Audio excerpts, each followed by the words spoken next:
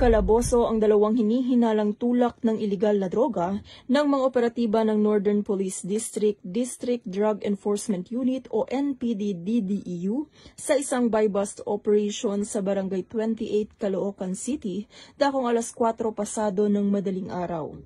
Kinilala ng pulisya ang mga nadakip na suspect na sina alias Tetong, 34 na anyos, residente ng Tondo, Manila at Tonton, 41 anyos, isang tricycle driver mula sa Maypaho, Caloocan City. Sila ay kapwa itinuturing na high-value individuals. Nasamsam sa lugar ng operasyon ang humigit kumulang 60 gramo ng hinihinalang shabu na may tinatayang standard drug price na 408,000 pesos. Mahaharap ang mga suspect sa kasong paglabag sa Section 5, 11 at 26 ng Republic Act 9165 o ang Comprehensive Dangerous Drugs Act of 2002. Mula dito sa Metro Manila, ako po ang inyong PNN correspondent, Police Corporal Abigail Rojas, alagad ng batas, tagataguyod ng Balitang Pulis.